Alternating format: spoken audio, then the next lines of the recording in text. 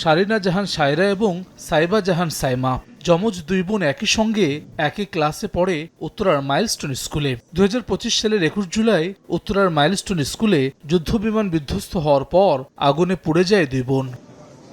1 বছর ধরে চলা চিকিৎসার পর এখনও তাদের বয়ে বেড়াতে হচ্ছে সেই ক্ষত আর ব্যথা। কবে তারা স্বাভাবিক জীবনে ফিরতে পারবে সেটিও অজানা। বাস্ট হওয়ার পরে যে তৈল ছিল প্লাস অন্যান্য আদার্স যেগুলো ওদের গায়ে আসে পড়ছে, পড়ার পরে ওদের পুরো ড্রেস আগুন ধরে গেছে।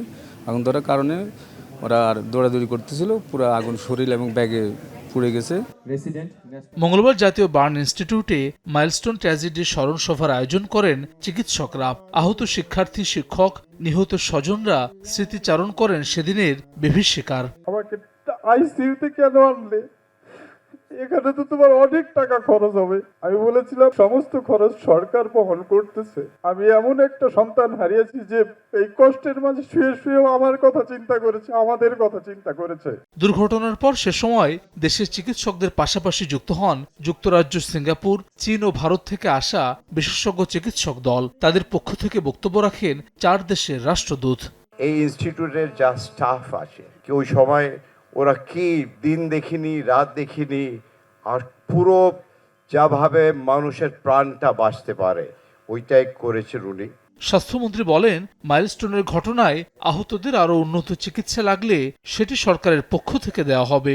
আমাদের ডাক্তাররা নিষ্ঠার সাথে বার্ন ইউনিটে কাজ করে যাচ্ছেন।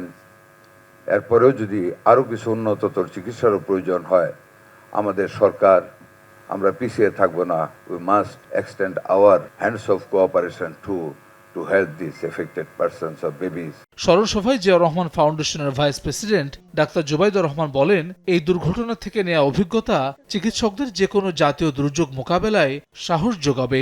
এই অভিজ্ঞতা আপনাদের সকলের প্রাণে, মনে যে দৃঢ়তার জন্ম দিয়েছে, পরবর্তীতে জীবনের যে কোনো সংকটময় মুহূর্তে সাহস দিবে এগিয়ে যাওয়ার, সাহস দিবে শ্রেষ্ঠত্ব অর্জনের, অনুপ্রেরণা দেবে অন্যের দুঃখের সাথী হওয়ার, বিপদে সাহায্যের হাত বাড়ানোর। 21 জুলাই দিনটিকে বার্ন অ্যাওয়ারনেস ডে হিসেবে পালনের আহ্বান জানিয়েছেন চিকিৎসকেরা।